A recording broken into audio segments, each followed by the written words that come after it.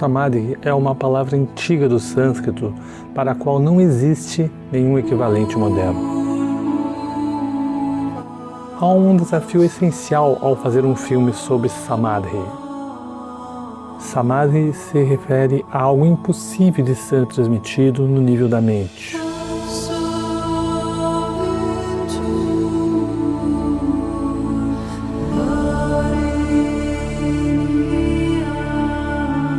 Este filme é simplesmente a manifestação exterior da minha jornada interior.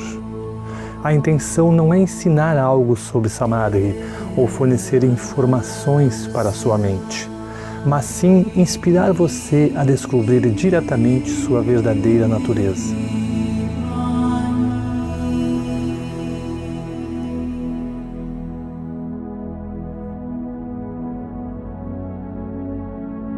Samadhi é mais relevante hoje do que em qualquer outra época da história.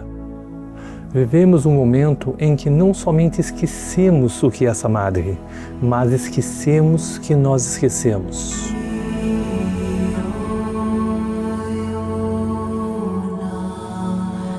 Esse esquecimento é Maya, a ilusão do eu.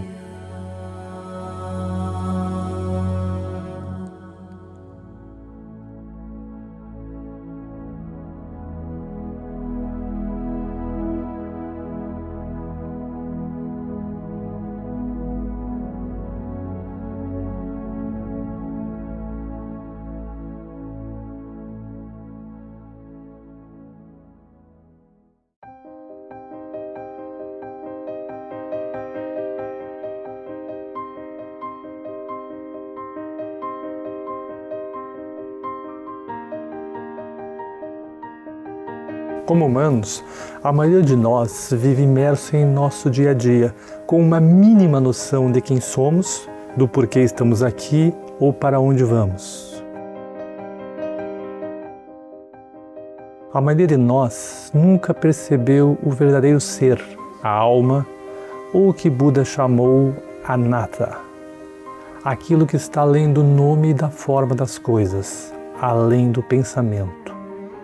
Como resultado, acreditamos que somos esses corpos limitados. Vivemos com medo, consciente ou inconsciente, de que a estrutura limitada do eu, com a qual estamos identificados, irá morrer.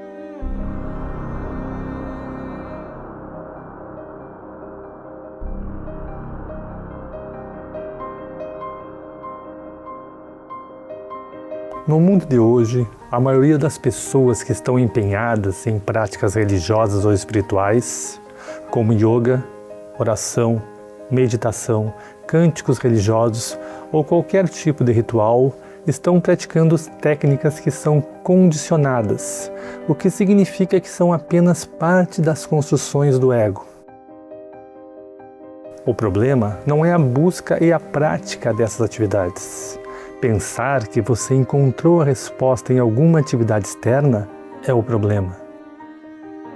Espiritualidade, em sua forma mais comum, não é diferente do pensamento patológico que está acontecendo por toda parte. É mais uma agitação da mente. É mais uma atividade humana do que uma expressão do ser. A construção do ego precisa de mais dinheiro, mais poder, mais amor, mais tudo. Aqueles que estão no chamado caminho espiritual desejam ser mais espiritualizados, mais despertos, mais serenos, mais pacíficos, mais iluminados. O perigo de você assistir este filme é que sua mente vai querer possuir Samadhi. Ainda mais perigoso é que sua mente pode pensar que já possui Samadhi. Sempre que houver um desejo de alcançar algo, você pode ter certeza de que é uma construção do ego. Samadhi não tem a ver com alcançar ou acrescentar qualquer coisa para si mesmo. Vivenciar Samadhi é aprender a morrer antes de morrer. Vida e morte são como yin e yang, um contínuo inseparável, incessantemente se desdobrando sem começo nem fim. Quando afastamos a morte, também afastamos a vida. Quando você experimenta diretamente a verdade de quem você é, não há mais medo da vida ou da morte. Nossa sociedade e cultura é quem molda quem somos. Ao mesmo tempo, somos escravos de profundos desejos e aversões, inconscientes e biológicos, que governam nossas escolhas. A construção do ego não é mais do que um impulso de repetir. É simplesmente o caminho que a energia seguiu e a tendência dessa energia de seguir esse caminho novamente, seja positivo ou negativo para nosso organismo.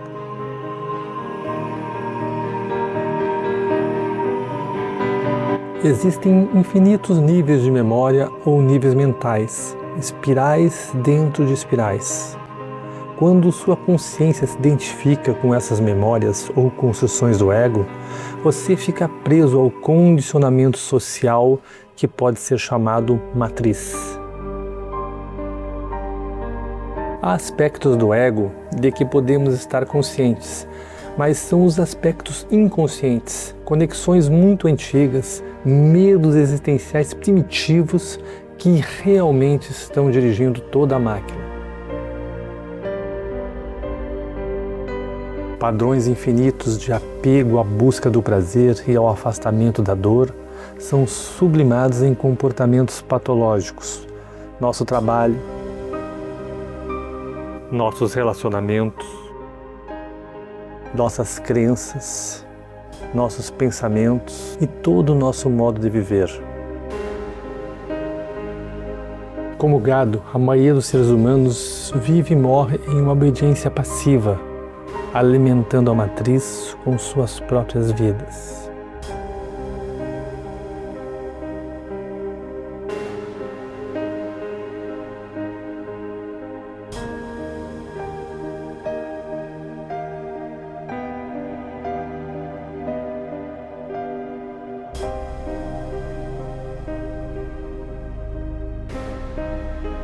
Vivemos presos em padrões limitados, muitas vezes vidas cheias de grande sofrimento, e nunca nos ocorre que podemos realmente ser livres.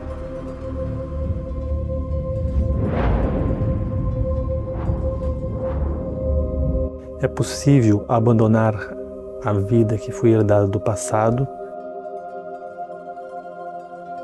para viver uma nova vida através do despertar do mundo interior.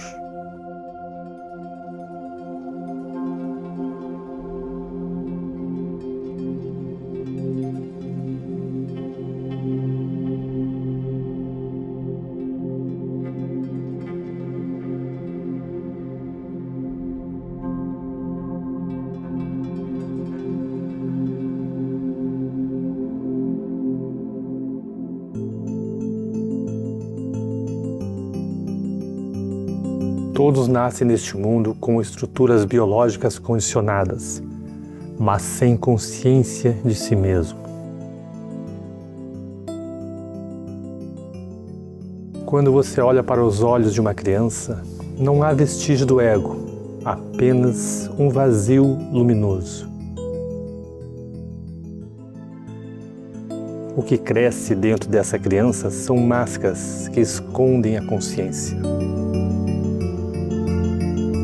Shakespeare disse: "O mundo inteiro é um palco, e todos os homens e mulheres não passam de meros atores."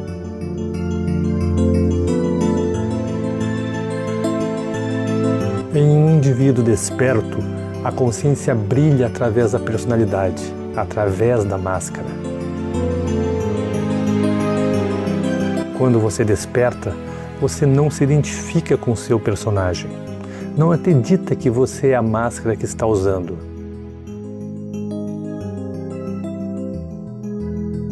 Mas também não abandona o papel que está desempenhando.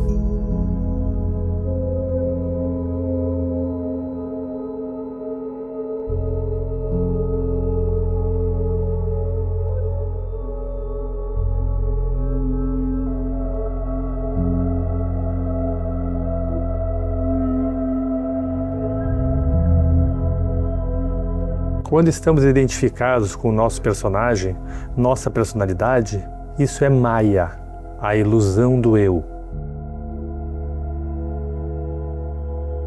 Samadhi é o despertar do sonho do personagem no jogo da vida.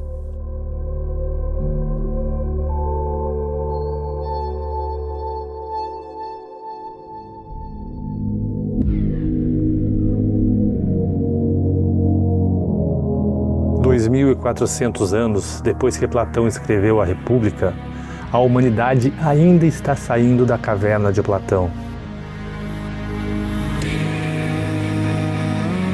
Na verdade, podemos estar mais fascinados por ilusões do que jamais estivemos.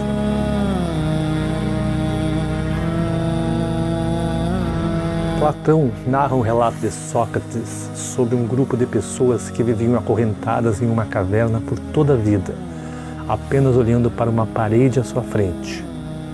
Tudo que podiam ver eram sombras projetadas na parede pelas coisas que passavam diante de um fogo que estavam atrás delas.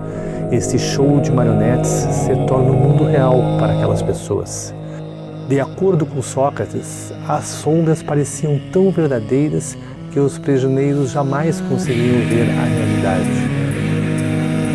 Mesmo depois de terem conhecimento da existência do mundo exterior, eles continuavam a acreditar que as sombras eram tudo o que existia. Mesmo se eles suspeitassem que havia algo mais, não estavam dispostos a deixar aquilo que já conheciam.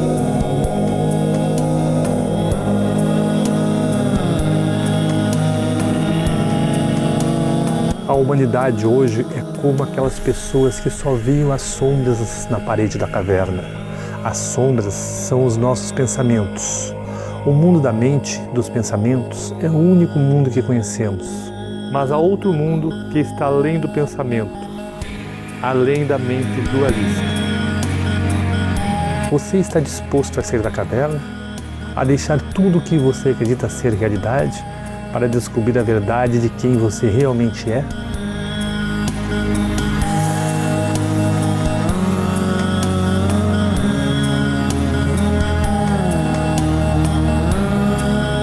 Para vivenciar Samadhi, é necessário desviar a atenção das sombras, dos pensamentos e olhar na direção da luz.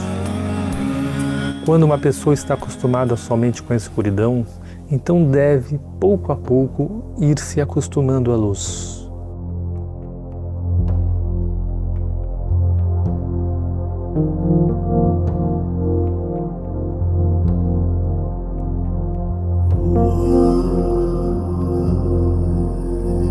Da mesma forma, se adaptar a qualquer novo paradigma leva tempo e esforço, e exige uma vontade de explorar o novo e abandonar o velho.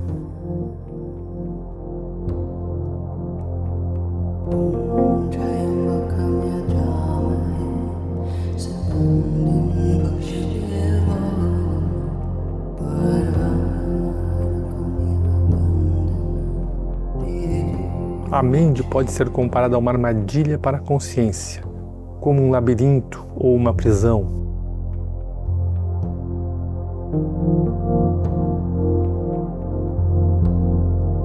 Não é você estar em uma prisão, você é a prisão.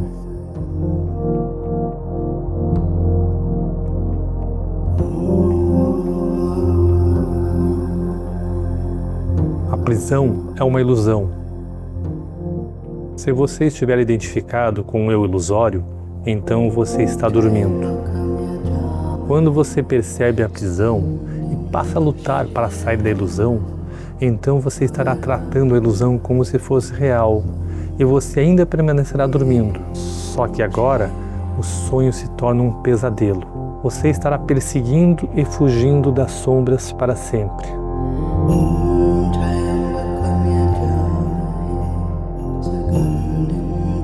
Samadhi é o despertar do sonho da divisão do eu ou da construção egóica. Samadhi é despertar da identificação com a prisão que chamamos eu.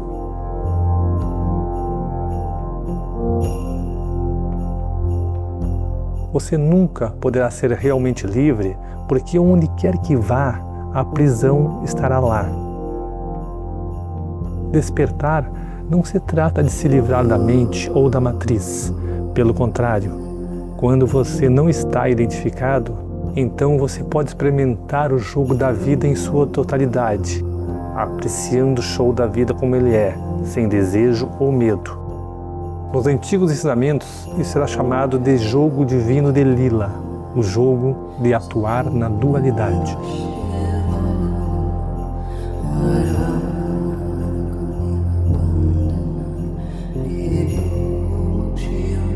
A consciência humana é um contínuo.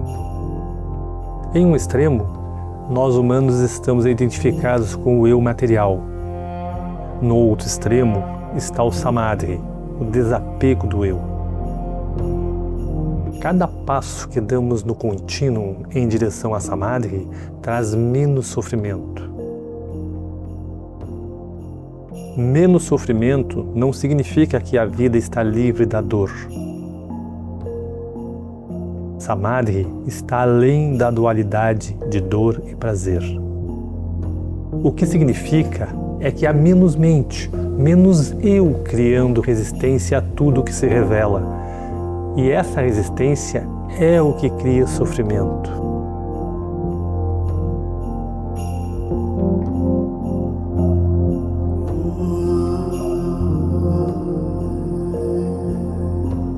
Vivenciar Samadhi, ao menos uma vez, permite que você veja o que está na outra extremidade do contínuo da consciência, para que você veja que há algo além do mundo material e do interesse egoísta.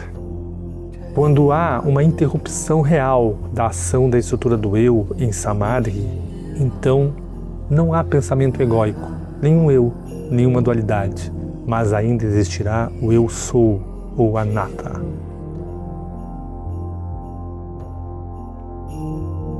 Nesse vazio está o amanhecer da verdadeira sabedoria, a compreensão de que o ser interior está muito além do jogo da dualidade, além de todo o contínuo. O ser interior é atemporal, imutável, sempre presente aqui e agora.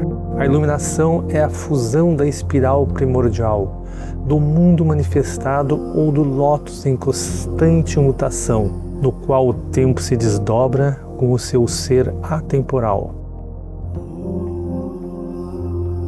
Sua conexão interna cresce como uma flor desabrochando, desde o momento em que você não mais se identifica com o eu, tornando-se uma ponte viva entre o mundo do tempo e o mundo atemporal.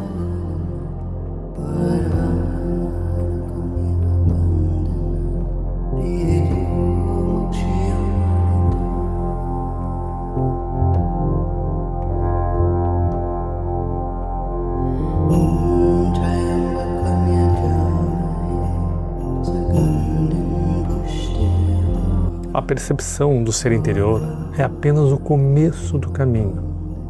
A maioria das pessoas terá que experimentar e perder Samadhi inúmeras vezes na meditação antes que sejam capazes de incorporar essa nova realidade em outras facetas da vida.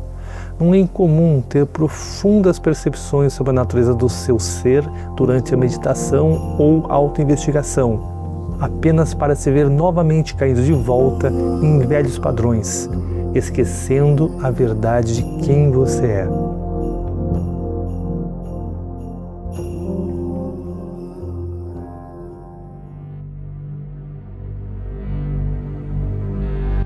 Para perceber a quietude ou o vazio em cada aspecto da vida, em cada aspecto de si mesmo, é preciso tornar-se o próprio vazio dançando, como ocorre com todas as coisas.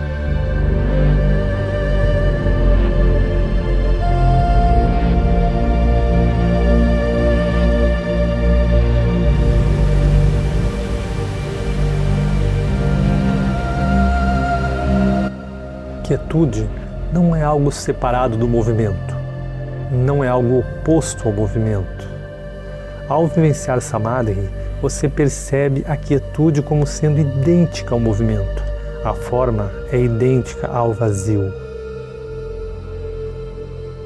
Isso não tem sentido para a mente, porque a mente é a porta de entrada para a dualidade.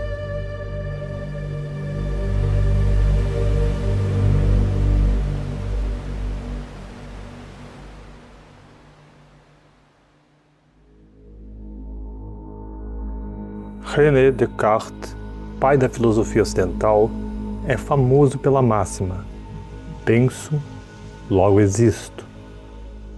Nenhuma outra frase resume de maneira mais clara a queda da civilização e a total identificação com as sombras na parede da caverna.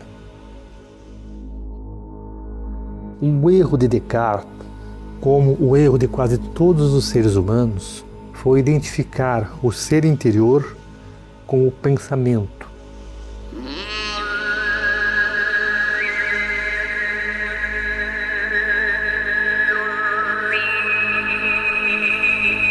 No início de seu mais famoso tratado, Descartes escreveu que quase tudo pode ser posto em dúvida.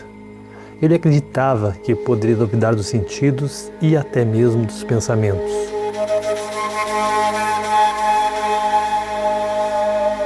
Da mesma forma, no Kalama Sutra, com o objetivo de encontrar a verdade, Buda disse que devemos duvidar de todas as tradições, escrituras, ensinamentos, além de todo o conteúdo da mente e dos sentidos.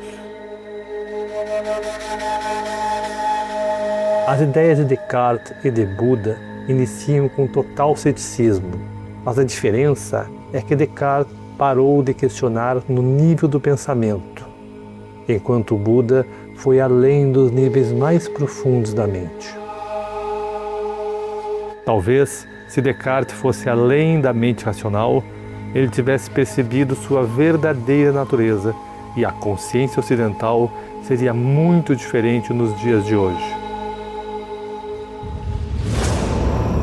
Em vez disso, Descartes escreveu a possibilidade da existência de um demônio maligno que poderia estar nos mantendo sob um véu de ilusão.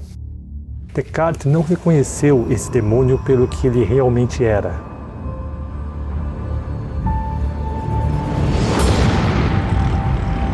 Como no filme Matrix, nós poderíamos estar conectados a uma programação elaborada para alimentar um mundo de sonhos e ilusão. No filme, os seres humanos vivem na matriz, enquanto em outro nível são apenas baterias, alimentando com sua força vital as máquinas, que usam a energia humana para seus próprios propósitos.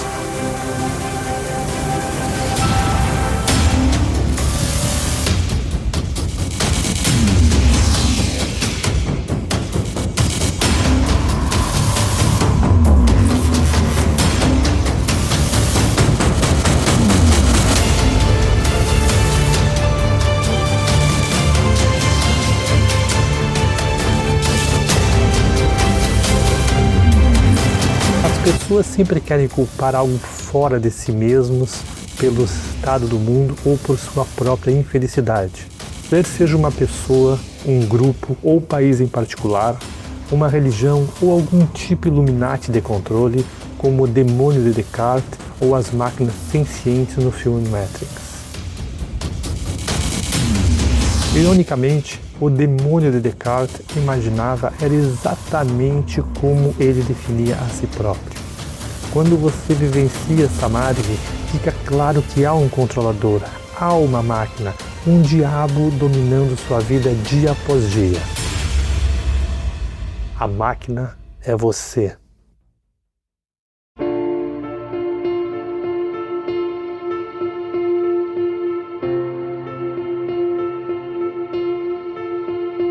A estrutura do ego é composta de uma porção de pequenos subprogramas ou pequenos chefes.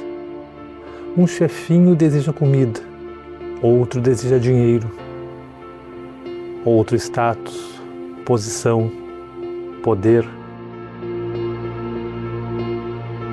sexo, intimidade. Outro quer mais consciência ou atenção dos outros. Os desejos são literalmente infinitos e nunca podem ser satisfeitos. Gastamos muito tempo e energia decorando nossas prisões, cedendo às pressões para melhorar nossas máscaras e alimentando os pequenos chefes, tornando-os mais poderosos. Como viciados em drogas, quanto mais tentamos satisfazer nossos chefinhos, mais alimentamos nossos desejos.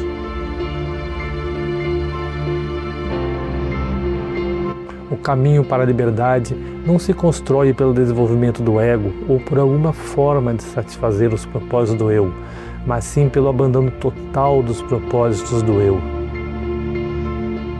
Algumas pessoas têm medo de que o despertar de sua verdadeira natureza seria o mesmo que perder a individualidade e o prazer de viver. Mas a verdade é exatamente o oposto. A real individualidade somente pode ser expressada quando o ego é superado.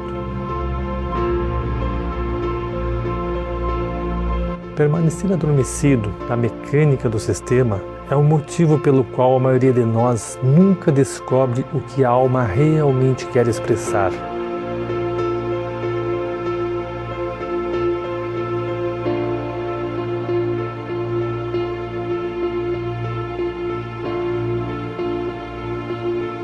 O caminho para a Samadhi passa pela meditação, que permite observar o eu condicionado, aquilo que muda, e também perceber o próprio ser, aquilo que não muda. Quando você alcançar um estado de quietude, a fonte de seu ser, então você espera mais instruções, mas sem exigências quanto a qualquer modificação no mundo exterior. Não é mais a vontade do ego, mas a vontade do ser sendo realizada.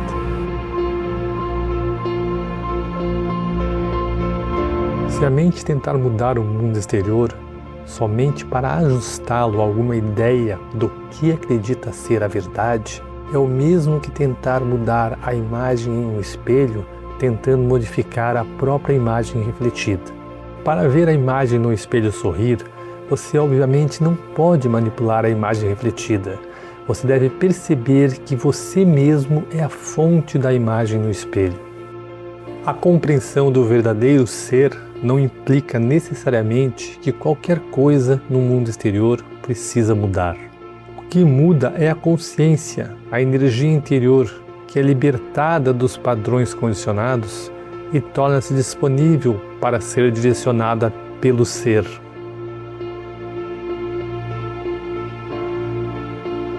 Você somente poderá tornar-se consciente dos propósitos do ser quando for capaz de observar o ego condicionado e se desapegar de seus infinitos desejos.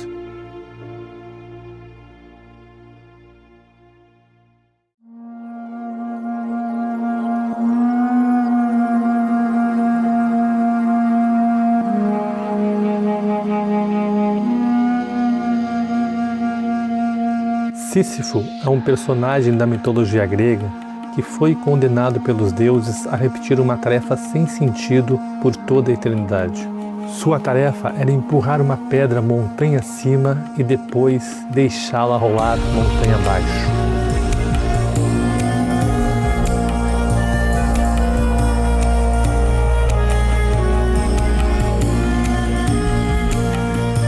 O existencialista francês e vencedor do Prêmio Nobel de Literatura, Albert Camus, usou a realidade de Sísifo como uma metáfora para a humanidade.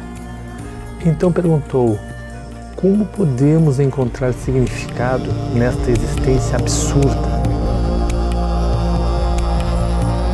Os seres humanos trabalham duro, sem parar, construindo um amanhã que nunca chega. E finalmente, morremos.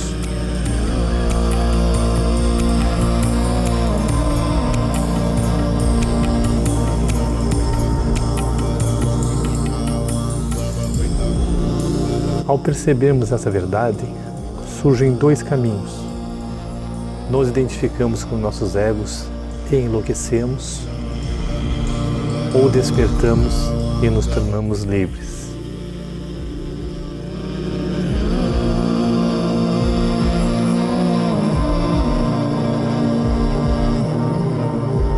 Nunca teremos sucesso em nossa luta no mundo exterior, porque este é apenas um reflexo do nosso mundo interior. O absurdo da situação torna-se claro quando há um completo e absoluto fracasso do ego tentando despertar através de suas buscas inúteis.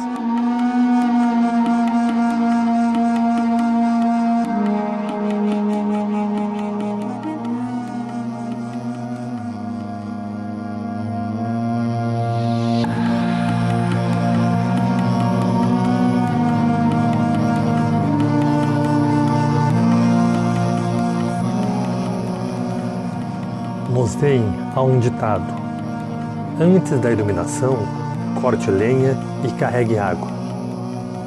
Após a iluminação, corte lenha e carregue água.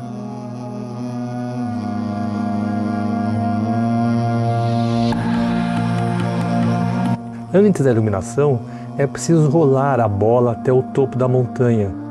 Após a iluminação, também é preciso rolar a bola até o topo da montanha. O que mudou? A resistência interior à realidade.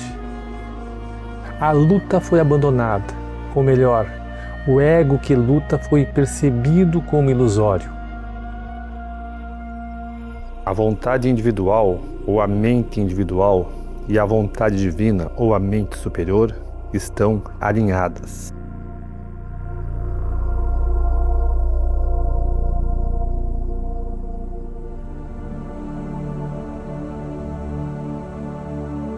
Samadhi é acabar com toda a resistência anterior à mudança dos fenômenos externos, sem nenhuma exceção.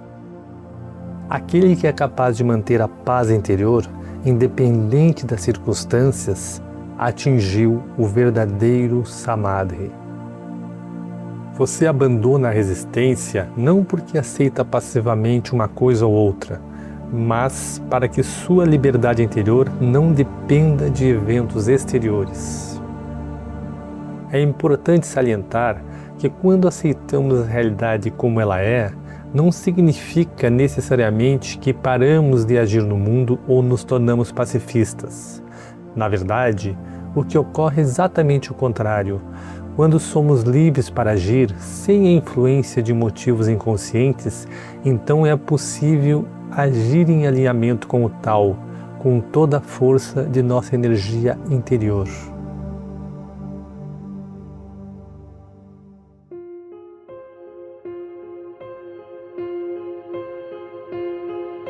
Muitos podem argumentar que precisamos lutar mais duramente contra nossos inimigos para mudar o mundo e conquistar a paz. Lutar pela paz é como gritar pelo silêncio. Apenas cria mais daquilo que você não quer. Hoje em dia há uma guerra contra tudo. Guerra contra terrorismo, guerra contra a doença, guerra contra a fome. Toda guerra é, na verdade, uma guerra contra nós mesmos.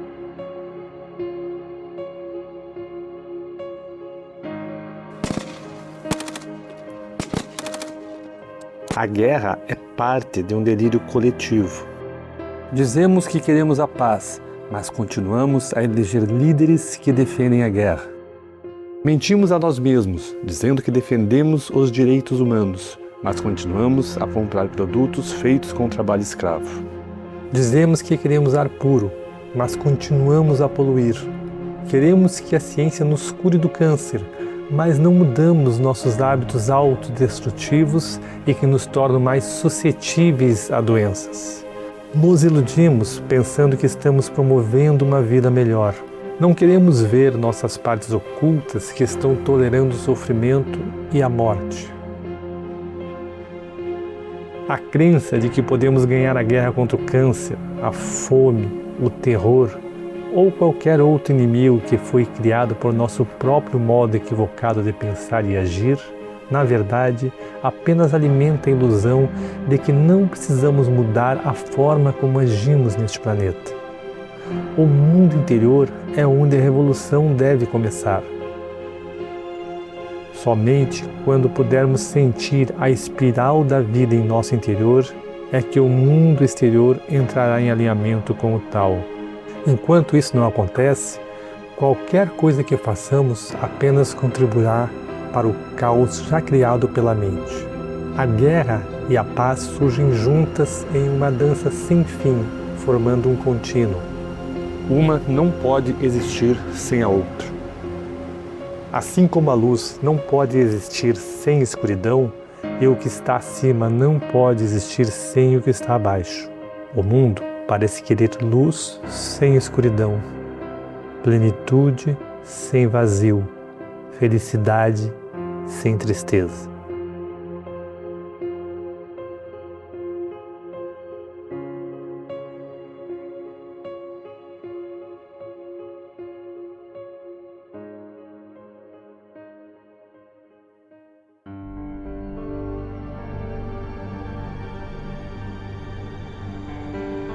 Quanto mais a mente se envolve, mais dividido o mundo se torna.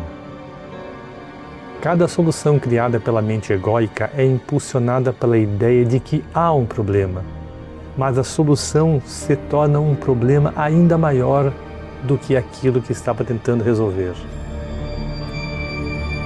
O que você resiste, persiste.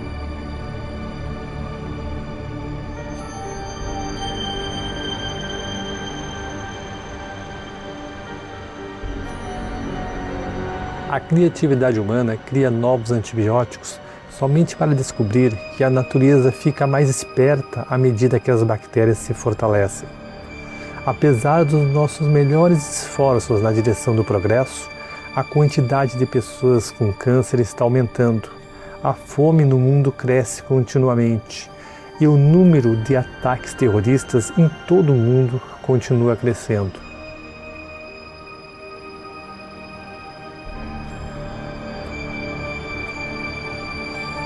O que há de errado com nossa forma de pensar e agir? Como um aprendiz de feiticeiro do poema de Goethe, conquistamos um grande poder, mas nos falta sabedoria para utilizar este poder. O problema é que não entendemos a ferramenta que estamos usando. Não entendemos a mente humana nem a sua real função e propósito.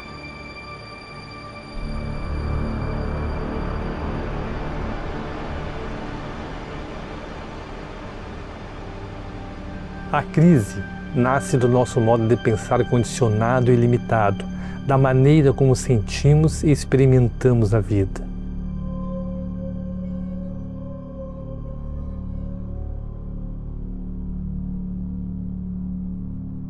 O racionalismo roubou nossa capacidade de reconhecer e experimentar a sabedoria das culturas antigas.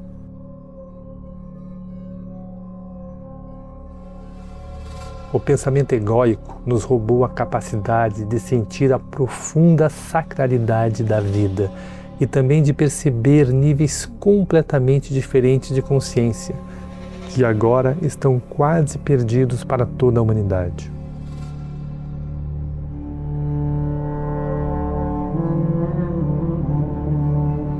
Na antiga tradição egípcia, néters eram formas arquetípicas cujas características podiam ser encarnadas por aqueles que purificavam seus corpos físico e espiritual para estarem aptos a abrigar níveis de consciência superiores. O néter original, o princípio divino dessa sabedoria, era conhecido como Thoth ou Tehuti, normalmente retratado como um escriba com a cabeça de um pássaro ou de um íbis. Representava a origem de todo o conhecimento e sabedoria. Thoth poderia ser descrito como o princípio cósmico do pensar ou do pensamento. Thoth nos deu a linguagem, os conceitos, a escrita, a matemática e todas as artes e manifestações da mente.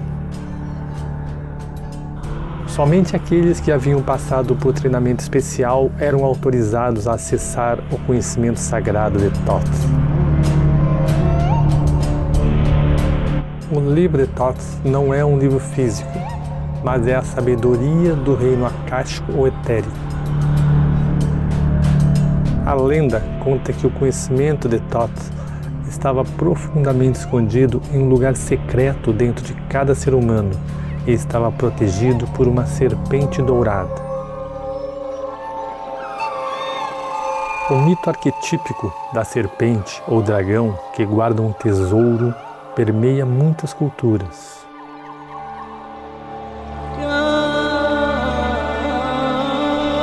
E tem sido chamado por nomes como Kundalini Shakti, Ki, Espírito Santo ou energia interior.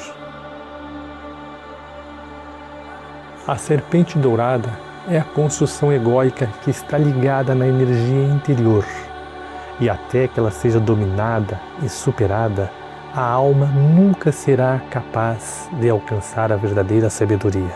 Foi dito que o livro de Thoth apenas trouxe sofrimento a qualquer indivíduo que o leu, mesmo que encontrasse os segredos dos deuses e tudo o que está escrito nas estrelas.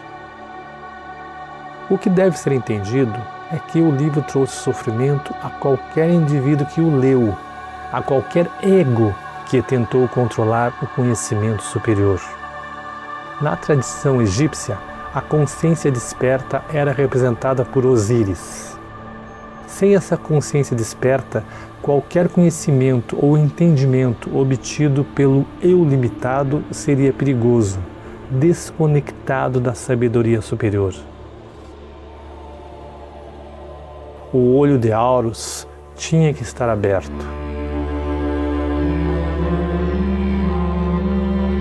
O conhecimento esotérico é semelhante à conhecida história bíblica da queda no Jardim do Éden. O livro de Thoth é comparável ao livro do conhecimento do bem e do mal, cujo fruto Adão e Eva foram tentados a comer.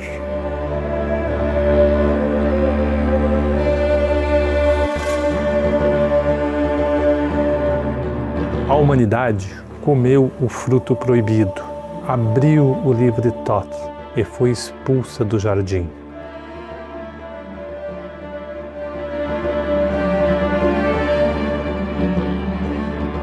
A serpente é uma metáfora para a espiral primordial que se estende do microcosmo ao macrocosmo.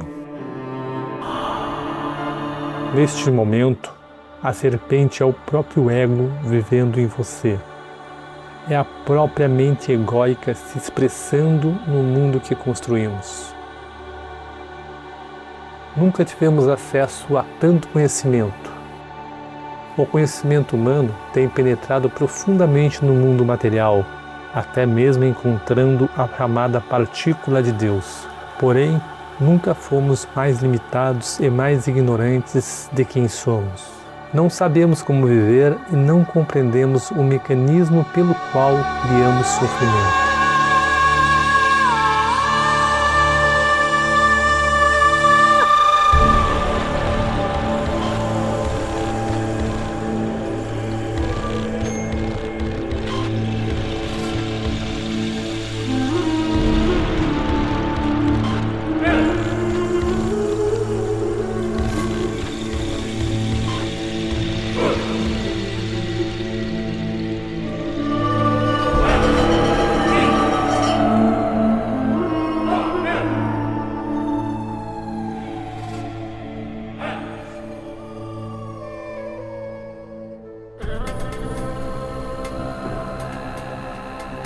Nossa forma de pensar criou o mundo como é agora. Sempre que rotulamos algo como bom ou mal, ou criamos preferências em nossa mente, é devido ao surgimento de estruturas egóicas ou interesses pessoais. A solução não é lutar pela paz ou conquistar a natureza, mas simplesmente reconhecer a verdade. Que a própria existência da estrutura do ego cria dualidade, Cria uma divisão entre o eu e o outro, o meu e o seu, homem e natureza, interior e exterior. O ego é a violência. O ego cria uma barreira, uma divisão em relação ao outro para afirmar sua própria existência. Sem ego, não há guerra contra nada. Não há egoísmo, não há o impulso egoísta de querer se dar bem, enganando os demais. As crises externas em nosso mundo refletem uma grave crise interna. Não sabemos quem somos. Estamos completamente identificados com o nosso ego, enfraquecidos por nosso medo e separados de nossa verdadeira natureza.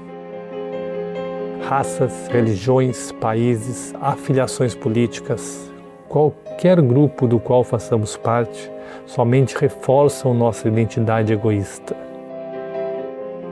Hoje em dia, quase todo grupo que existe em nosso planeta quer reivindicar sua perspectiva como certa e verdadeira, da mesma forma que fazemos a nível pessoal. Ao afirmar a verdade como sua, um grupo perpetua sua própria existência da mesma forma que um ego se limita e se separa em relação aos outros. Nos dias de hoje, mais do que nunca, diferentes realidades e sistemas de crença polarizados estão coexistindo na Terra. É possível que diferentes pessoas tenham pensamentos e reações emocionais completamente diferentes aos mesmos fenômenos externos. Da mesma forma, Samsara e Nirvana, céu e inferno, são dimensões diferentes representadas em um mesmo mundo. Um evento que pode parecer apocalíptico para uma pessoa pode ser visto como uma bênção para outra. Diante desta realidade, está claro que as circunstâncias externas não devem afetar o seu mundo interior. Vivenciar Samadhi é tornar-se uma roda automotora, tornar-se autônomo, um universo em si mesmo. Sua experiência de vida não se torna dependente das mudanças dos fenômenos externos. Uma analogia pode ser feita com o cubo de Metatron. Metatron é mencionado em vários antigos textos cristãos, islâmicos e judaicos, e é relacionado com o arquétipo egípcio Thoth, como também a Hermes Trismegisto da Grécia. Metatron está intimamente ligado ao tetragramaton.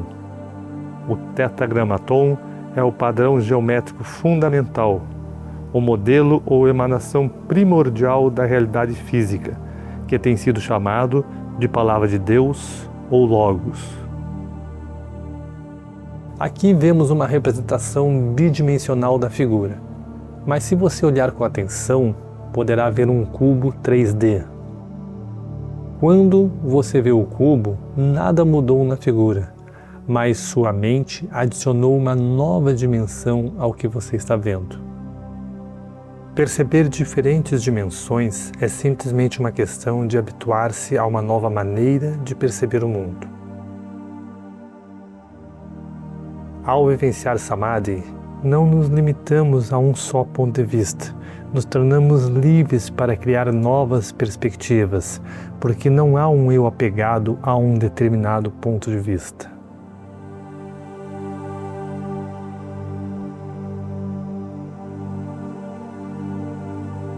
As maiores mentes da história humana sempre apontaram para níveis de pensamento além da estrutura limitada do eu. Para Einstein, a verdadeira medida de um ser humano é determinada principalmente pelo grau e pela compreensão que alcançou em relação à libertação do eu. O pensamento e a existência do eu não são um mal. O pensamento é uma ferramenta maravilhosa quando a mente está a serviço do coração. A filosofia Vedanta diz que a mente é um bom servo mas um péssimo mestre.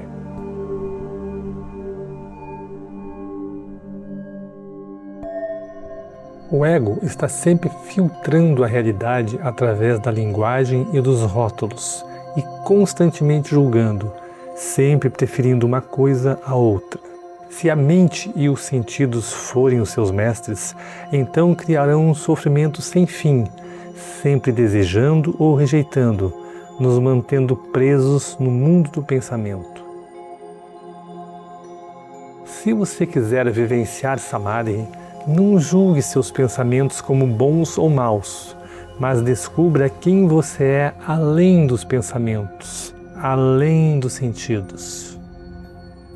Quando todos os rótulos são descartados, então é possível ver as coisas como elas realmente são. No momento em que é dito a uma criança o que é um pássaro, se ela guardar apenas o conceito do que foi dito, então nunca mais verá um pássaro novamente. No futuro, a criança verá apenas seu pensamento.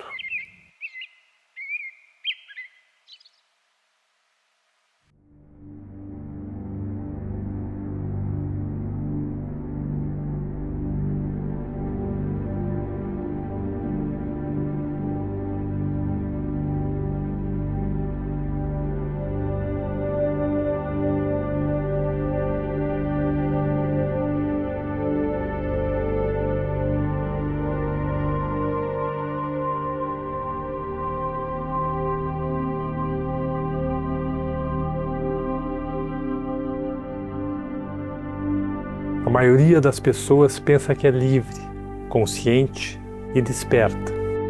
Se você acredita que já está desperto, então por que se esforça tanto para alcançar o que você acredita que já tem? Antes que seja possível despertar, é necessário aceitar que você está adormecido, vivendo na matriz. Examine sua vida honestamente, sem mentir para si mesmo. Você é capaz de mudar seu padrão de vida robótico e repetitivo? Você consegue parar de buscar o prazer e evitar a dor? Você continua viciado em determinadas comidas, atividades ou passatempos? Você está constantemente julgando, culpando, criticando a si mesmo e aos outros? Sua mente está o tempo todo procurando por novos estímulos ou você se sente plenamente realizado quando em total silêncio? Você se preocupa com o que as pessoas pensam sobre você? Você está buscando aprovação ou algum reforço positivo? Você tem sofrido com a autossabotagem em sua vida? O modo como a maioria das pessoas vive hoje será igual ao modo como viverão amanhã, daqui a 1 ano e daqui a 10 anos. Quando você começa a observar sua natureza robotizada, você se torna mais esperto. Você começa a reconhecer a profundidade do problema. Reconhecer que você está completamente adormecido, perdido em um sonho.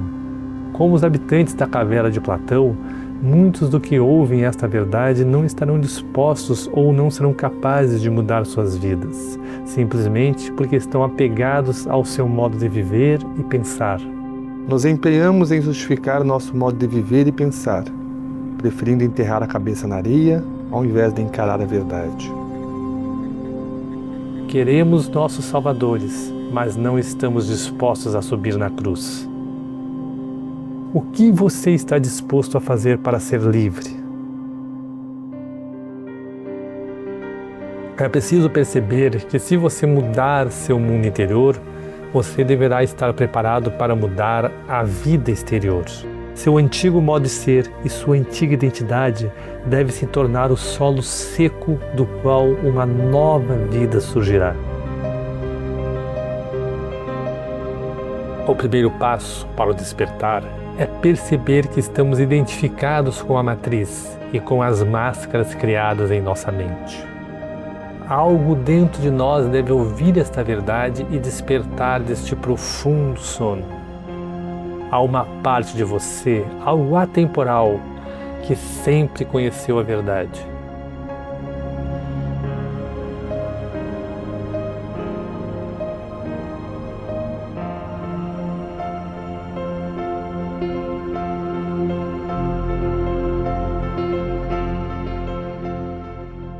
A matriz incutida na mente nos distrai, nos entretém, nos mantém eternamente fazendo, consumindo, apegados em um ciclo de desejo e aversão a coisas que mudam o tempo todo e nos impedindo de despertar nossa consciência, de vivenciar Samadhi, algo que é nosso por direito de nascimento, por sermos seres capazes de evoluir.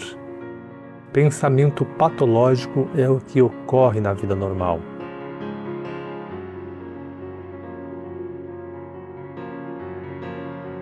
Sua essência divina tornou-se escravizada, identificada com a estrutura limitada do eu. A grande sabedoria, a verdade de quem você é, está enterrada profundamente em seu ser.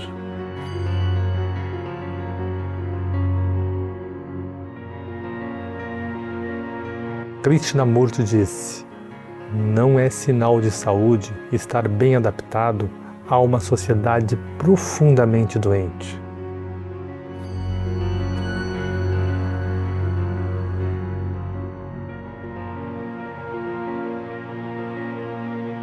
Identificação com a mente egóica é a doença. Samadhi é a cura.